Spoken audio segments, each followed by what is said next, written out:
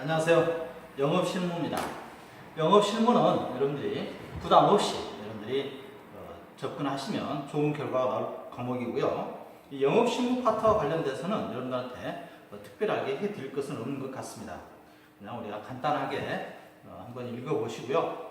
그렇게 많이 안 틀릴 파트니까요. 그다음에 또 약간 헷갈리는 거 한 2개 정도만 여러분들이 잘 정리하시면 되겠습니다. 고객 관리가 필요해졌는데요. 고객 관리. 이 고객 관리가 왜 필요해졌느냐 이겁니다. 고객 관리의 필요성. 지금 여러분들 아시다시피 국내 경제는 성장세가 멈췄습니다. 저성장 시대에 도입했는데 성장하지 않다 보니까 신규 고객을 창출한다는 게 굉장히 힘듭니다. 어렵고요. 그래서 기존 고객을 잘 관리를 해서 수익을 창출시키겠다는 게 대표적인 목적이죠. 그래서 먼저 보시면 고객 관리 필요성을 보시면 시장 성장세가 둔화되고 있다는 거, 금융시장 성숙 단계로 진입했다는 거. 우리나라도 이제 세계 무역 규모가 15위권에가 있죠. 그래서 이제 더 이상 올라갈 때가 뒤에는 더 많잖아요. 그래서 기신규 고객 확보를 위해 금융기관이 치료하는 비용의 증대, 수익성 악화를 초래하고 있고요. 기존 고객 유지 증대성 증대면 신규 시장 창출이 어려워지고 있어서 고객 관리가 필요합니다. 고객의 욕구라든가 개별화가 다양하게 있고요. 고객 요구하는 게 많아졌죠. 고객 요구하는 게 많아져서 금융투자 상품 서비스의 다양화라든가 고객의 금융사 결정 과정이 더욱 정교해지고 고도화됐고요. 고객의 욕구의 다양화 및 개방화, 새로운 영업 전략이 요구되기 때문에 고객 관리가 필요합니다. 금융기관의 경쟁이 가수가 되어 있죠. 지금 기능별 경쟁 체제로 바뀌면서 은행, 증권, 보험이 없는 무한 경쟁 체제에 돌입하면서 금융기관 경쟁이 가속화되고 있습니다. 점점 더 상품 및 서비스 차별화가 어렵고요. 여러분들 정말 비슷비슷한 상품들이죠. 다들 차별화가 없죠. 예전에는 좋은 제품이면 고객들이 선호를 했는데 지금 제품에 대한 차별화가 거의 없다 보니까 이제는 누가 더 관리를 잘 하느냐가 중요해졌다 이거고요. 고유의 업무 영역이 없는 게 없어졌고요. 바깥시장쓰죠. 은행에서 보험도 취급하고요. 또 보험사에서도 증권을 취급하고 증권사에서도 보험을 취급하죠. 실제로 여러분들이 증권사 창구에 가보시면요. 보험 창구가 별도로 있습니다. 그래서 이제는 이런 방카슈랑스라든가 방카슈어런스 등이 낯설지 않는 이런 용어들이 됐죠. 이제 당연하게 생각하시죠? 여러분들이 은행에 가서 증권계좌 개설하는 거 당연하고 보험사에 가셔서 증권계좌 펀드 가입하는 것도 뭐 당연하게 여기시고요. 또 증권사에 가셔서도 보험 가입하는 것도 이제 당연하게 여기는 이런 이제 환경이 조성되어 있습니다. 그래서 업무 영역이 파괴되어 있고요. 따라서 누가 더 좋은 상품 및 서비스를 개발해서 판매하느냐가 더 중요해졌고요. 누가 더 고객의 종합적인 금융 욕구를 만족시키고 관리 운영할 수 있느냐에 초점이 맞춰져 있습니다. 내실 경영 유지의 금융기관 경영 전략으로 바뀌고 있고요. 수익성 유지 전략, 신규 고객 확보에 고비용이 지출되고 기존 고객 관리를 통해 우량 고객, 충성 고객층을 두껍게 유지함으로써 안정적인 이익 창출을 지속적으로 도모하기 위해서 우리가 고객 관리의 필요성이 증대되고 있습니다. 고객 관리의 혜택이 있다면 고객 관리하면 어떤 혜택이 있냐면 예탁 자산이 증대되고 있죠. 업무 영역이 없어지니까 은행에서도 펀드에 가입하고요. 증권사에서도 펀드를 가입하는 거죠. 만약에 증권사 고객이 은행에 예치되어 있는 자산 이동시킨다면 이제는 이게 쉽게 됐죠. 은행 간에 이제는 관리 계좌 이체가 굉장히 쉽게 됐지 않습니까? 손쉬운 방법으로 클릭만으로도 통장을 바꿀 수 있는 주통장을 바꿀 수도 있죠. 부가적인 서비스까지 모두 그대로 따라오는 자동이체 때문에 망설였는데 이게 이제 없어졌죠. 그래서 뱅크 밸런스가 뱅크 드론이 나오지 않겠느냐 탈출. 잘못된 은행이라면 순식간에 집에서 거의 5분에서 10분이면 이제 모든 계좌를 다른 증권사에 또는 다른 증권 금융으로 이관이 가능하기 때문에 이제 아마 기존의 금융기관들은 긴장을 지금 하고 있죠. 그래서 향후에는 은행 통장에도 이제 지금 벌써 개발되는 것 같은데 은행 통장에도 카드사의 여러 가지 부가 서비스가 이제 아마 도입이 될 겁니다. 초창기에 대응 잘못하는 회사들은 금융권은 아마 치명적인 타격을 받을 겁니다. 약 120조가 보통 예금 통장에 있는 걸로 좀 추산되는데 이게 순식간에 움직일 수가 있기 때문에 그렇습니다. 어마어마하죠? 그 자금들이 실제로는 금융기관들의 주요 수익원이 될 수도 있죠. 금리가 거의 없으니까요. 이런 사태를 보면서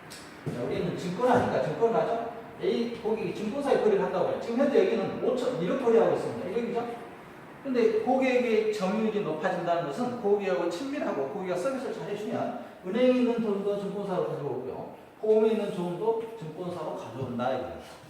그러면 이쪽에 고객의 자산 점유율이 높아지겠죠. 이게 중요시합니다. 지금은. 그래서 고객의 자산은 이제는 자유롭게 움직일 수 있기 때문에 그렇습니다. 그래서 고객 점유율 중심이고요. 그다음 고객을 차별화해야 돼요. 이 차별한다는 것은 좋은 쪽으로 차별하는 겁니다. 나쁜 쪽으로 차별한다는 건 갑질하자는 거 아닙니다. 갑질하자는 거 아니고요. 고객이 오히려 더 각인. 그래서 고객을 차별화해서 고객에게 특화된 상품을 판매하고 고객에게 특화된 서비스를 하겠다. 또 너무 하면 안 되겠죠. 상대적으로 다른 고객들한테 차별이 심해지면 안 되겠지만 그래서 고객을 차별화해서 고객의 니즈에 맞게 이렇게 하겠다 이거고요. 범위의 규제, 범위의 경제고요. 범위의 경제. 정보화 시대고요. 정보화 시대라고 그러죠. 그다음에 사전 대비 제한이고 고객이 미리 뭐가 필요한지 미리 알아서 사전에 준비시켜서 충족시켜주는 이런 전략을 구사하겠다 이거예요. 관계 마케팅. 고객 관리 패러다임 중 관계 마케팅 특징으로 거리가 먼 것은 했습니다.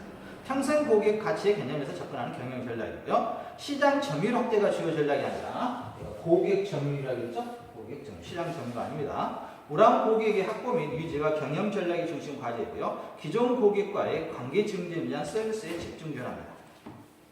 투자 정보 수집 단계, 이 투자 정보 수집 단계도 시험 문제 거의 매번 출제했습니다. 거의 90% 이상 출제되는 문제니까요. 투자 정보를 어떤 순서대로 하는지 나열 순서가 시험에 나옵니다. 지금까지 99% 나열 순서의 문제였습니다. 혹시 여러분들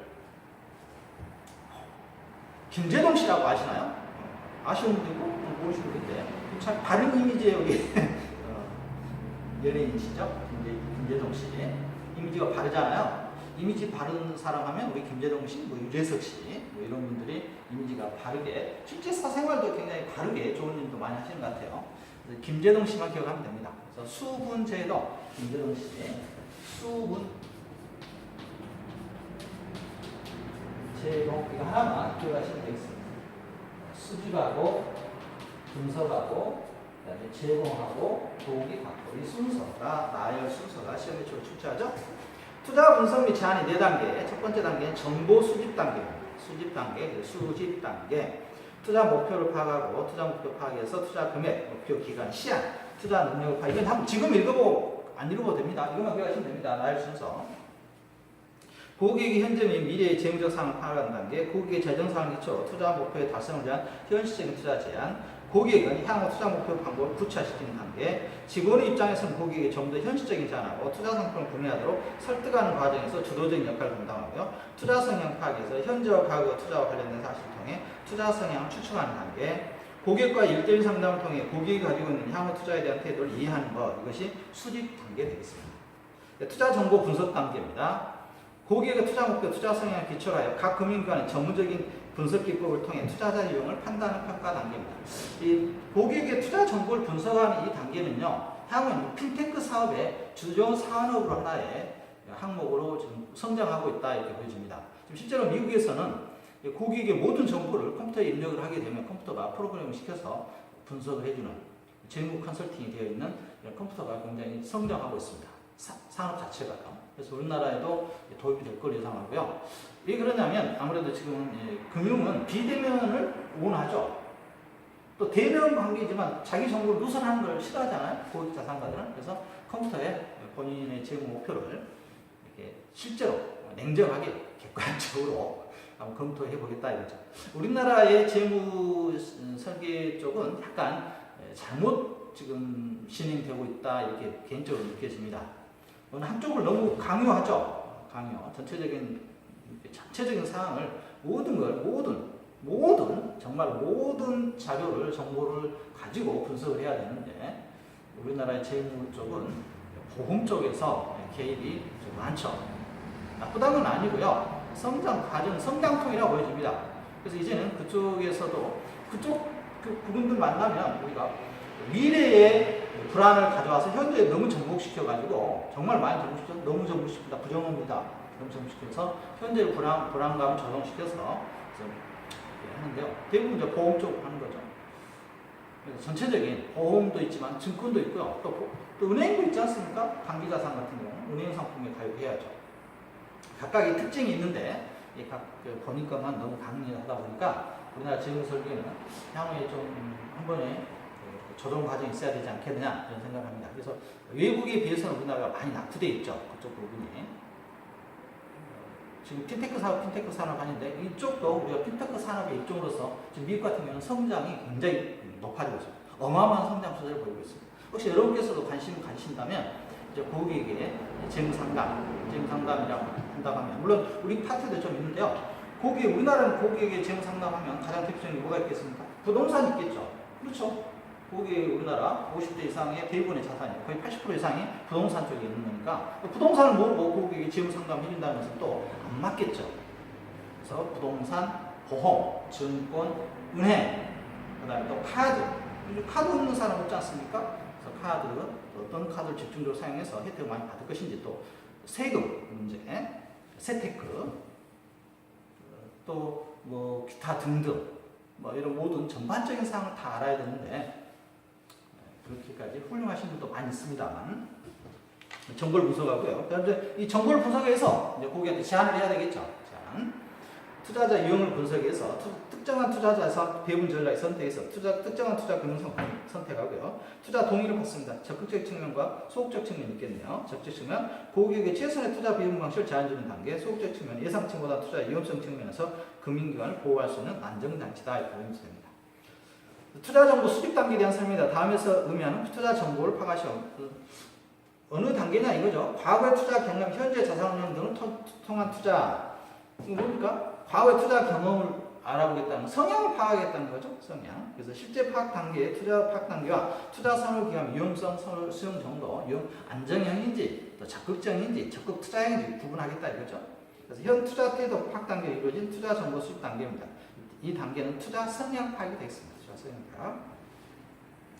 고객과의 형성 과정 보시면 먼저 고객과의 관계 형성을 해야죠. 고객하고 친밀하게 관계 형성하고 두 번째 고객의 니즈를 파악해야죠. 고객이 뭘 요구하는지 먼저 파악하고 두 번째 파악하고요. 그다음 설득해야 되겠죠. 해법 제시해주고요. 고객이 요구를 알았다면 그걸 이렇게 해가지고 이렇게 하는 것으로 하시죠. 이렇게 해결을 해줘야 돼. 해결하지 않는 우리 재무 쪽은 의미가 없는 거죠. 해결해줘야 됩니다. 아무리 어려운 사안이라도 해결해주는 이런 자세가 있어야 되겠죠. 그 다음에 고객에게 동의를 받고요. 클로징 마무리를 해야 되겠죠. 그래서 순서를 보시면 고객과의 관계 형성을 먼저 하고 니즈 파악하고 설득 해법 제시하고 동의 및 클로징 단계를 있습니다. 그럼 이제 고객의 니즈를 고객의 욕구를 알아보는 단계. 이건 시험에 100% 나옵니다. 단 한 번도 빠진 적이 없습니다. 이건 여러분들 두세 번 읽으셔야 돼요. 질문 방법. 폐쇄형 질문이냐. 시험 빠진 적이 없다 했습니다. 폐쇄형. 그 다음에 개방형으로 나왔나요? 개방형, 확대형, 세 단계인데요. 어떤 방법을 쓰느냐가 좀 문제입니다. 이게 뭐 시간이 많이 있다면 여러분 조금 거의 재밌게 여러분들 이야기를 하면서 할 수가 있는데 저희는 그게 아니잖아요. 이런 문제 빨리빨리 하고 시험에 합격하려고 하니까요. 더 재밌는 프로는 개그 프로 보시기 바랍니다. 코미디 빅리그라든가 개콘서트, 또 차스인가요? 이런 프로그램을 보시면서 스트레스 날리시고요. 저는 그런 시간을 벌어들이기 위해서 짧게 강의하겠습니다. 아무튼 시험에 100% 출제합니다. 폐쇄형 질문은 고객한테 질문을 했을 때 예, 아니로 나온 겁니다. 예, 아니. 간단하게 답하게끔. 그래서 영업사원이 선택한 특정한 화제로 대화를 유도하기 위해 고객의 대답을 판정하고자 하는 질문이 예 또는 아니로 해서 간단한 대답을 유도하는 경우인데요. 대화의 각도를 제한하며 상담원이 대화의 상황을 유도할 때 이용하게 사용하는 거. 그래서 상담원이 이 고객한테 폐쇄형 질문을 사용할 때도 있죠. 집중하게끔 할 때 예, 아니, 예, 아니, yes, 아니, no로만 하게끔 있거든요. 개방형입니다. 개방형은 고객이 상대방한테 질문을 던졌을 때 고객이 많은 말을 유도하도록 그래서 고객이 많은 말을 하게 되면 그 중에서 정보를 이렇게 캐치하겠다 이거죠. 정보를 잡아내겠다 이거죠. 영업선이 선택한 화제나 고객의 관심사에 대해 고객이 자유로 이야기하도록 주도록 유도하는 방법이요. 예, 아니요 등이 아닌 좀 더 긴 대답을 유지하고자 하는 경우를 사용합니다. 무엇을, 왜, 어떻게 등의 질문을 통해 고객의 스스로의 상황에 대해 좀 더 광범위하게 통할 수 있게 털어놓을 수 있게끔 효과를 얻는 건데 고객한테 여쭤보는 거죠. 은퇴하시고 뭐 하시겠습니까? 그럼 할 일 많다고 하죠. 은퇴하고 여행도 가야 되고 공부하고 그러잖아요. 그런 이야기도 들어보신 거죠. 그러다가 이제 이야기해요. 여행 계획을 어떻게 세우셨을까 이런 식으로. 확대형 질문입니다. 개방형 질문과 확대형 질문 잠깐 여러분들이 헷갈립니다. 고객의 질문을 통해 생각을 하게 함으로써 제한된 시간 내에 고객과 영업사원 상호 간의 니즈를 구체화하고 확신시켜주는 효과를 볼 수 있는 질문 기법입니다. 확대형 질문을 사용하는 타임은 고객이 자기의 니즈에 대해서 잘 이야기하는 경우 확대형 질문 2점입니다. 대화 시간에 비해 많은 정보를 얻을 수 있고요. 고객을 하여금 스스로 생각하는 이게 중요하죠. 고객으로 하여금 스스로 노후에 대해서 스스로 생각하게 하는 거죠. 확대형 질문을 통해서 고객이 더 많은 말을 하게 하고요. 어떤 문제에 대해 고객이 새로운 시각을 갖게 하고요. 고급과 가치의 정보를 얻을 수가 있고요. 중요한 뉴스가 드러나고 상담자가 전문적이고 신뢰할 만하다고 느끼게 하고요. 고객이 상담자가 상당히 매우 가치 있다고 느끼게 합니다. 그래서 다음은 고객의 니즈를 파악하기 위한 질문 합법이다. 다음 질문에 해당하는 것은 고객의 질문을 통해 생각을 하게 하네요. 생각을 하게 하니까 생각. 그것은 확대형이 되겠습니다. 생각. 생각 좀 하고 살아라 이거죠. TV에서도 강의하던데요, 요즘. 광고에서 뭐 통신사 생각 생 해야 되나요? 자, 그 다음에 고객의 니즈 파악 단계입니다. 니즈란 고객이 안고 있는 문제, 고객이 난처하고 있는지, 고객이 원하고 있는 것과 바라고 있는 점, 즉 일종의 여러분들의 차이를 말하는 갭은 증권용어에서 많이 나오죠. 돌파계, 소멸계, 상승계 이런 게 있는데요. 현재 고객이 처한 상태와 시간의 흐름 속에 바라는 상태와 갭, 그 차이가 바로 니즈고요. 갭의 확인 및 구체화, 막연한 문제에서 명확한 갭의 인식 및 구체화가 영업사의 역할이고요. 니즈를 찾아가는 단계에서 문의, 촉진, 확인, 질문의 수법, 폐쇄형, 개방형, 확대형을 쓰고요. 체크포인트, 질문을 할 때 수사관처럼 켜지 말고 손님이 심물 판단한 이상을 갖지 않도록 부드럽게 해야 되는 이건 상식 아니겠습니까? 고객이 원하는 것을 쉽게 거절하지 않으며 대안으로 제시할 수 있는 상품 및 서비스를 찾도록 노력하고요. 상담 중 중요한 사항은 메모해두거나 기억해두고요. 다시 한번 고객이 찾아왔다는 것을 인식해주고 기본 규칙 중요합니다. 7대3 법칙이라고 하죠. 7대3 법칙. 고객이 70% 말하고 영업사는 30% 말하게끔. 문의하고 경청하고 공감하는 거. 대화 고객이 유쾌하고 재밌었다. 이런 표현을 해주는 겁니다. 그래서 문제를 보시면 고객 상담 과정 중 고객의 니즈에 대한 설명을 드린 것은 고객 상담 과정 중 고객의 니즈를 찾아가고요. 고객이 자신의 니즈에 대해 잘 이야기하는 매우 확대형 질문을 사용하고요. 그 다음에 고객의 시간적 제약으로 빠른 결정을 유도할 경우 개방형 질문을 사용한다. 그런데 시간적 제약을 할 때 폐쇄형 질문이 아니라 고객이 시간이 없다는데 예스 가입하시겠습니까? 예! 그럼 딱 끝내야죠. 네. 그러진 않겠습니까? 시간 없다는데요. 개방형 질문하고 주저리 이렇게 이야기하시면 안 되겠죠. 많은 이야기들을 어제 뭐 있고 아침에 뭐 있고 뭐 저거 막 하면 언제 질문하시겠습니까? 핵심 질문. 이때는 시간이 없다 할 때는 폐쇄형. 예, 아니요. 고객의 70% 상담자 30% 기준으로 대화하면서 고객이 자신의 니즈를 자연스럽게 이야기할 수 있게 하는 게 좋겠습니다. 혹시 하나 이것이 팬이십니까? 예, 아니요. 딱 간단하잖아. 그 다음에 하나 이글스 팬이시라고 하면 예스 나오면 하나 이글스 팬 중에서 누구를 가장 좋아하십니까? 팀원 중에서 이렇게 저는 모수 선수가 아주 좋던데요. 적극적이고 플레이가 끝까지 포기하지 않고요. 왜 이렇게 이야기가 풀어지겠죠? 네. 하나 싫어하십니까? 이름도 안 되죠. 저는 하나를 좋아하는데 또 상대방 하나 별로 이렇게 그러면은 어색이 되겠죠. 이럴 때는 고객에게 먼저 여쭤보는 게 좋겠습니다. 그한테 상담자에게. 그래서 공통 관심사가 나온다면 대화하기 굉장히 편해지겠죠. 공통 관심사. 여러분들은 지금 공통 관심사가 뭡니까? 이 시간 합격하는 거 말고. 자, 고객의 반감 처리 합법. 이것도 시험에 거의 100% 출제합니다. 고객의 반감 처리 합법. 고객이 싫어하는 거에 대해서 어떻게 처리하냐 이겁니다. 반감 처리 합법. 고객이 싫다는데 계속 우기면 안 되겠죠. 안 되겠습니까? 부메랑 합법입니다. 부메랑 던졌는데 다시 돌아오는 거죠. 예전에 영화 너무 오래돼서 안 하겠습니다. 여기까지 하면 그래도 할까요? 부메랑 이거 던지는 사람 누굽니까? 마린부리 기억하십니까? 기억 못하십니까? 잘 던지자 부메랑. 정리해가지고 던지면 다시 다시 오는 거죠. 좀 신기했습니다. 예스버드 합법처럼 고객의 주장을 받아들이면서 고객이 거절한 내용을 활용하여 반절 노림 합법. 이건 부메랑 합법입니다.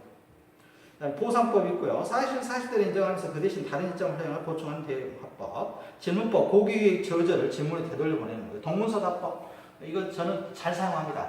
누가 잘 사용할까요? 동문서답법. 좀 약간 질문을 피하고 싶을 때 다른 이야기 해버리는 거죠.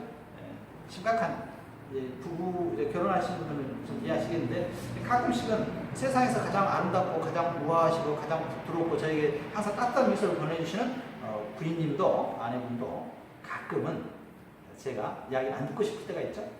이렇게 뭐라 하면 하나 여기서 이겼나? 이렇게 이야기하면 딴 데로 가는 거죠. 덤수다. 또 저도 질문 받으면 가끔 그런 경우도 있습니다. 애매하면 대답하기가 곤란한 질문 같으면 다른 이야기 해버리는 거죠. 동문서답고. 화재 전환법이고요. 고객의 거절이 뜻밖이어서 시간을 보류할 필요가 생긴 경우에 지역적인 사항이거나 경미한 문제라서 시간을 끌 필요가 없을 때 고객의 거절을 무시하고 다음 단계로 넘어갈 수가 있습니다. S버 답법이고요. 예전에 모 대통령이 이거 잘 많이 사용하셨죠. S버. 일단 상대가 인정해 주는 거죠. 맞고요. 맞습니다. 그렇지만 제 의견은 이렇습니다. 이렇게 하는 거. 일단 상대방을 존중해 주죠. S버.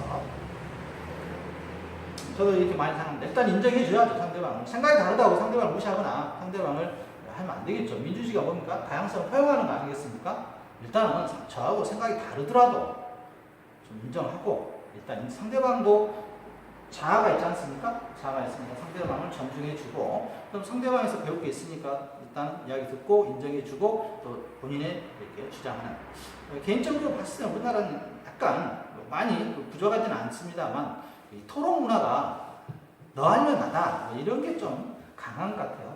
토론 문화. 이 토론도 어렸을 때부터 이렇게 훈련이 좀 필요한 것 같습니다. 일단 인정해줘야죠. S버 답법에 또 우리나라에서 유명한 재상적인 황희정 스님이 일단 집에서 일하시는 분들이 와서 이야기하니까 맞다. 또 B도 맞다. 그 옆에서 지켜보고 있던 부인이 당신은 둘 중에 하나가 틀렸다는데 다 맞냐? 당신이 나한테 맞네요. 아주 유명했죠. 상대방을 일단 인정하고 배려하는 이런 모습들이 좀 더 우리가 사회가 아름다워지려면 좀 필요하지 않겠느냐 이런 생각을 합니다. 그래서 여러분들 말씀 다 맞습니다. 다 받아들입니다. 저에게 모든 욕이 처음에 나옵니다. 처음에 나오니까 이건 제가 못 받아들여요. 100% 출제하니까. 사회법이 있고요. 알맞은 사례로 거절을 극복하는 방법. 정명백택법 있죠. 싸우겠다 이거죠. 멱살 잡고 이제 정명백택법. 너 말 무조건 틀려. 내 말 들어봐 이렇게 하는 거. 고객의 오해가 확실할 때 정면을 부정하는 거거든요. 단 고객과 논쟁이 되지 않도록 주의해야 되는데 이럴 때 저도 있습니다. 답답하죠. 답답하죠. 고객의 말은 정말 틀렸는데 모든 사실이 그렇지만 그게 크게 엄청나게 인류 영향이 미치지 않는다면 무시하고 합니다. 저 같은 경우는. 그렇지만 그게 사회적으로 도덕 타당하고 도의적이어야 되고 그렇지 않을 때는 저도 참지 못하죠. 그래서 제가 아픈 과거가 몇 번 있습니다. 아프지도 않습니다. 좀 정당하다고 생각하니까. 두렵지 않습니다.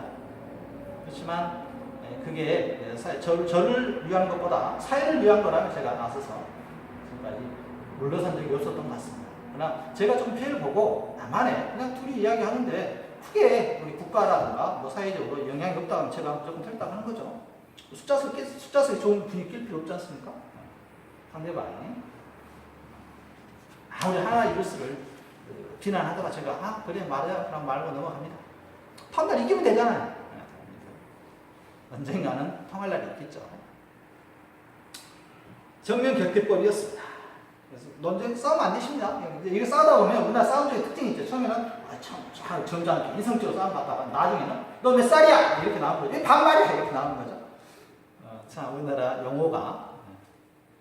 그러다 이게 정치를 쓰는 문제도 예전에 제가 뭐 잘못 알 수도 있겠지만 조선시대까지는 윗사람이든 아랫사람이든 전부 존칭을 썼다고 해요. 그렇죠. 근데 일제시대 때 일제 문화가 윗사람이 아랫사람한테 강력하게 지시하는 이랬는데 사무라이 문화지 않습니까? 근데 그 문화가 오면서 이렇게 연장자를 존중한다는 것은 말로 존중하는 게 아니잖아요. 존칭 사용 예전에도 존칭을 다 사용했습니다. 조선시대에도 실제로 그랬습니다. 존칭어 부부 사이도 존칭을 사용했고요. 부모 자식 간의 존칭어. 근데 그 존칭을 하는 의미가 여러분들이 극존칭 뭐 그런 건 아니지만 저도 반말을 해본 적 없습니다. 우리 애들한테도 반말을 해본 적 없는 것 같아요. 반말하면 아빠 왜 반말해? 미안해. 바로 수긍해야죠. 여러분들한테도 그래서 학생들하고도 강의 많이 하는데요. 반말은 거의 하지 않는 것 같아요.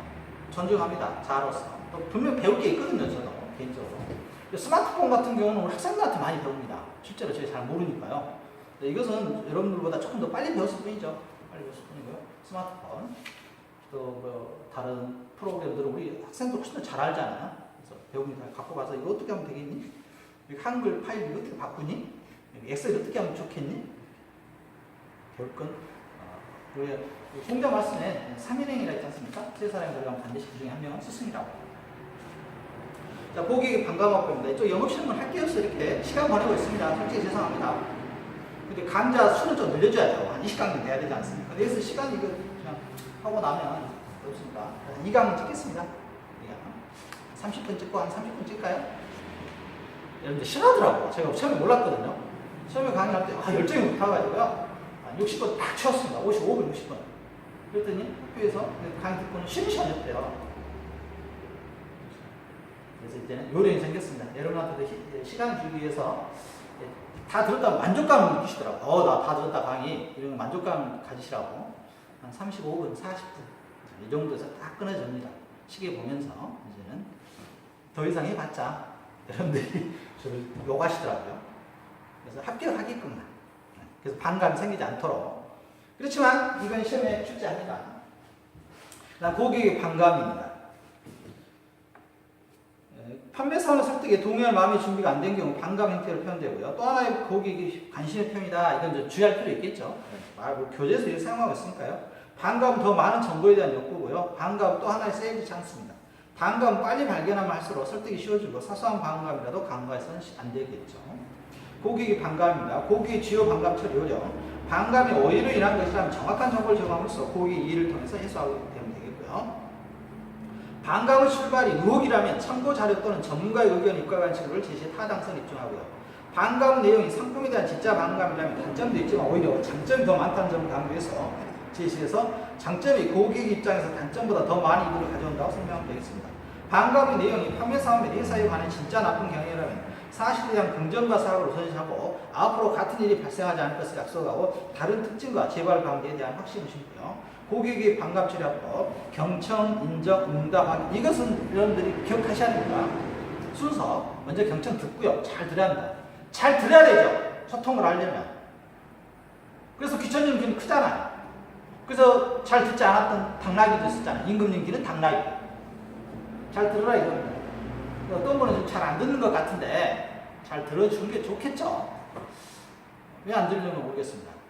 민주주의는 다수가 소수를 포용하는 게 민주주의다 이렇게 개인적으로 생각합니다. 하지만 그 소수가 역사 성장의 원동력이 되지 않습니까? 약간의 삼각자적인 개념이 있으니까요. 모든 건 아닙니다만. 그래서 인류를 돌아봤을 때는 인류가 성장한 과정을 봤을 때는 그 당시엔 비난받고 그 당시 인정받지 못했던 사람들이 미래 후대에 와서 그 사람들이 인정받는 이유는 저는 개인적으로 보편 타당하기 때문에 그렇다고 봅니다. 예수님이라든가 부처님이라든가 공자님 말씀들이 그 당시에도 보편 타당했고 지금까지 와도 보편 타당하니까 인류가 지켜야 될 보편 타당 가치라고 보여집니다. 그래서 지금까지도 많은 사람들이 추앙하고 존중하겠죠. 우리 예수님 계실 때도 박해받으셨지 않습니까? 그때도 다른 종교가 있었지 않습니까? 그래서 종교의 다양성, 또 생각의 다양성 이런 것들 전부 상대방의 소통, 잘 듣는. 저도 여러분 말을 잘 듣습니다. 그렇지만 제 시험 문제에 대해서는 잘 안 듣습니다. 근데 시험에 출제 한 번만 출제하니까. 그 다음에 반감에 대한 변명을 하는 입장보다 반감을 확인하기 위해서 하고요. 고객의 반감에 대해 진심으로 공감을 이루겠습니다. 고객의 반감에 대한 설명과 다음에 틀린 것은 무엇입니까? 했습니다. 과거에 겪었던 나쁜 경험이 반감 형태로 표현되죠. 과거에. 반감은 더 많은 정보에 대한 욕구이기도 한다고요. 판매의 80% 정도는 고객이 반감을 해소한 후에 성사되기도 합니다. 고객이 반감 직면 시 고객과 논쟁을 하면서 차분하게 응대해야 된다 그러는데요. 논쟁은 하지 말합니다. 절대 논대하지 말고 그냥 침착하고 차분하게 응대하면 되겠습니다. 이건 약간의 경험이 필요한 것 같아요. 그렇죠? 세상을 사는 경험. 그래서 나이 드신 분의 현명함 수도 있다 이거죠. 젊은 사람의 패기, 나이 드신 분의 경험.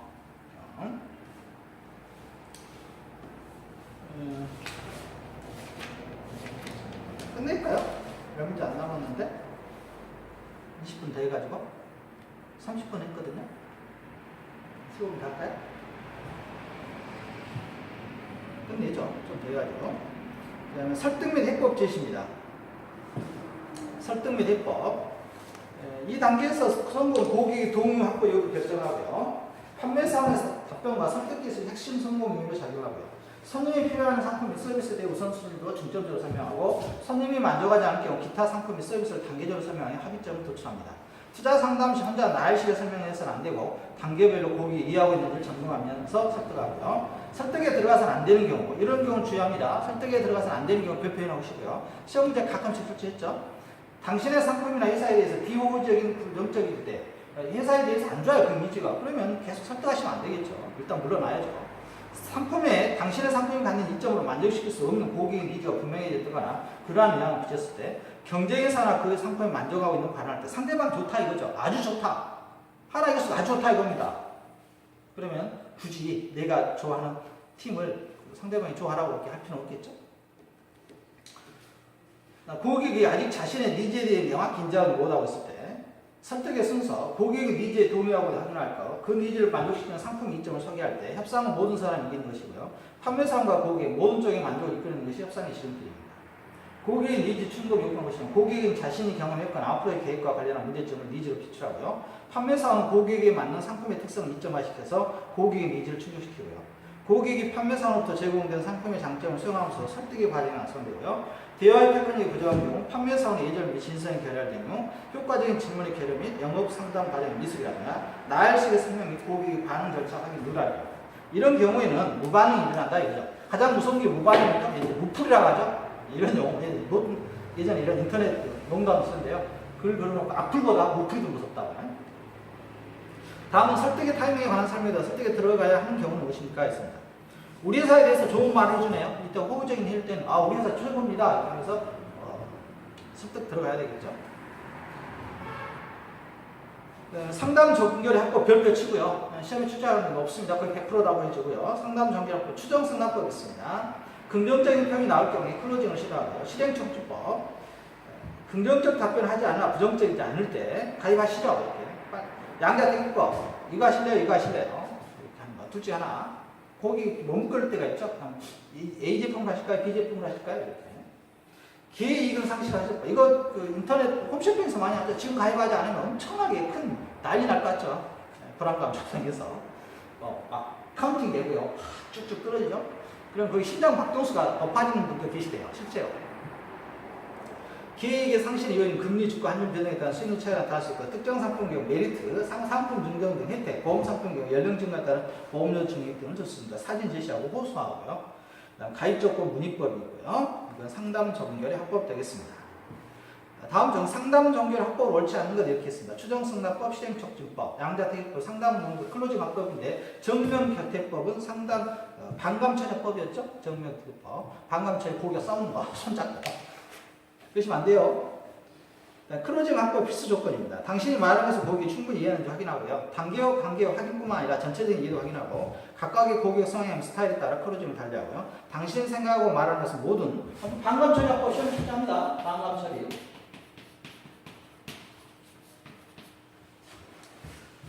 그다음 다섯 번째, 첫 번째 거절에도 굴하지 않고 여섯 번째 바잉 시그널을 감지하는 상대방 표정이라든가 이렇게 멈춰서 보면 알 수 있다 이거죠. 상대방이 긍정적인지 부정적인지 눈빛만 봐도 알 수 있다네요.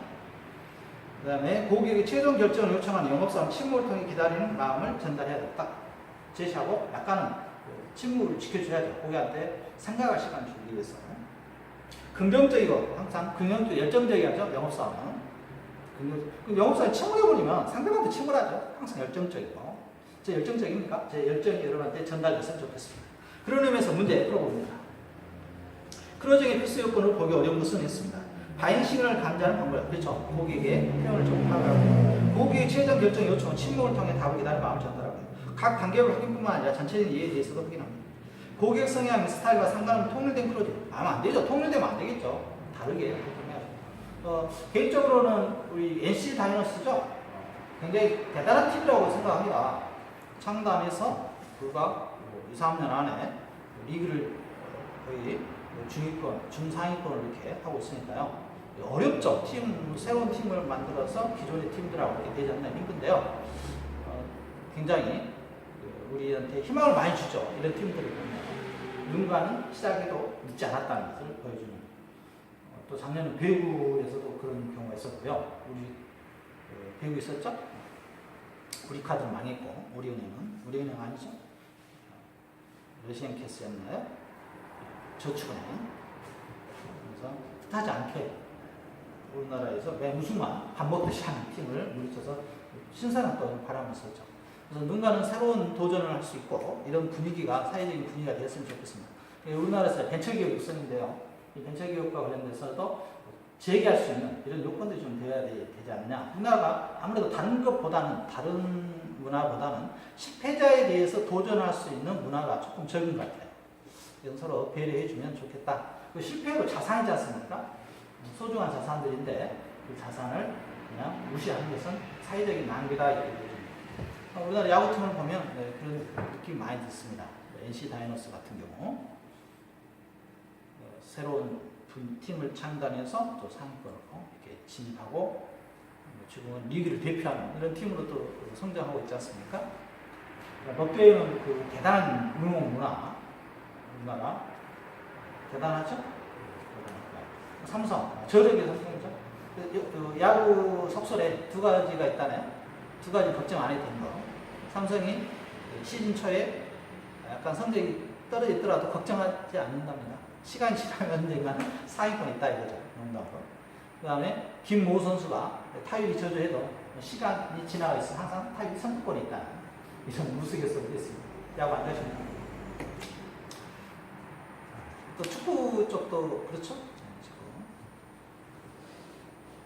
자, 요즘은 이렇게 희망을 주는 이런 뉴스들이 많았으면 사회가 좀 더 따뜻해진다 이렇게 보여지는 거죠. 클로징입니다. 클로징의 성공적인 자세. 그래서 문제 한번 풀어볼까요? 고객과의 관계 형성부터 고객의 니즈 탐구 그리고 니즈에 맞는 설득까지 고객을 만족시키는 과정을 거쳐 고객에 대한 충분한 설득이 되어 있는지를 분명히 확인하는 단계고요. 클로징에 들어갈 때는 고객은 이미 이쪽의 의사를 받아들이고 있다는 전제하에 자신감 넘친 강력한 말을 선언하고요. 바잉 시그널을 고려하지 않는다고 앞에서 풀었던 문제네요. 바잉 시그널을 고려한다겠죠. 클로징에서 타이밍을 잘 포착하는 일은 상담의 성패를 좌우하는 중요한 포인트다. 맞죠? 그렇지.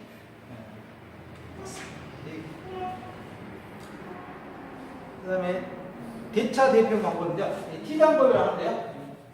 이게 보는 거죠. 이렇게 하는 거예요. 좋은 점과 나쁜 점을 써보는 겁니다. 이렇게 하다 보면 좋은 점, 나쁜 점 하다 보면 여러분 뭘 해야 될지 알 수가 있는 거죠. 대차 대조법이라고 하죠. 대차 대조법. T 방법이라고 합니다. 이 T 방법 잘못 잡고 아웃된 선수 하나 있었죠. 외국 선수. 고객이 이 상품을 선택했을 때 이점과 선택이 나왔을 때 손해를 T막대 형태로 대차 대표를 사용하여 비교 설명하는 것이요. 좀 선수는 이것만 좀 관계있는 것 같아요. 그러니까 아웃됐겠죠. 직설 동의 요구법이 있고요. 직설적으로 고객의 동의를 요구하는 것이 가장 효과적이지만 이러한 방법은 단순한 판매의 경우 또는 시간이 없고 결정이 쉬운 고객이나 적합하지 못한 고객에게 사용하면 동의를 그르칠 수도 있고요. 이점 요약법입니다.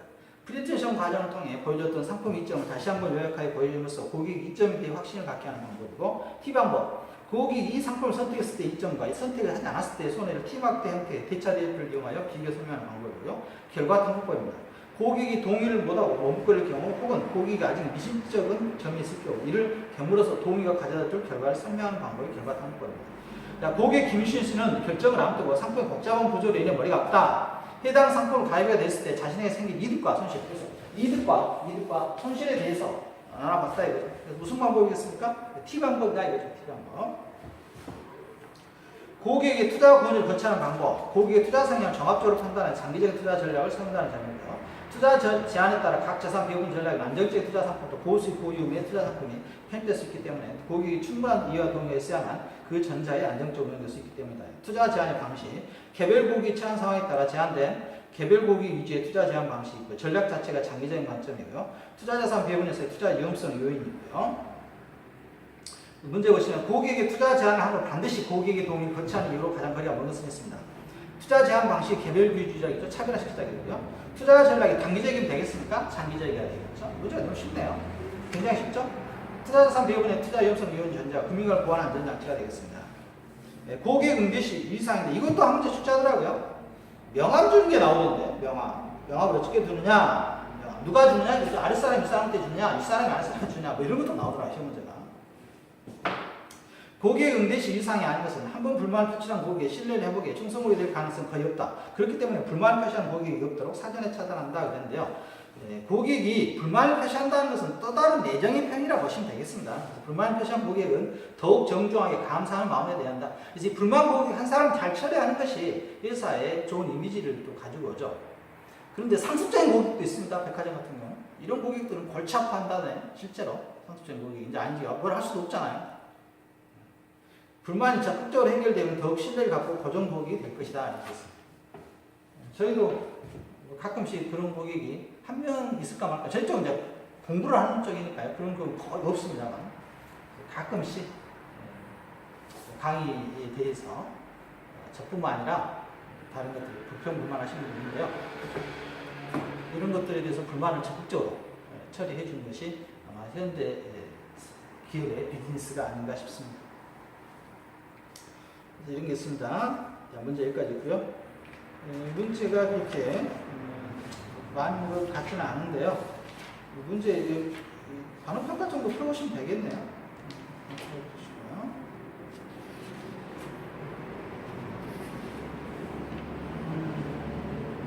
자, 문제 명함 아까 나왔는데 명함 이제 두 손 놓고 정중하게 되었습니다. 교재는 써졌어요. 명함 두 손을 이렇게 준 적은 다 거의 없는 것 같아요. 잘 주시기 바랍니다. 이런 문제가 나와서 어이가 없습니다. 어이가 없는데 명함 줄 때 조심하시라고요. 제가 준 게 아니니까.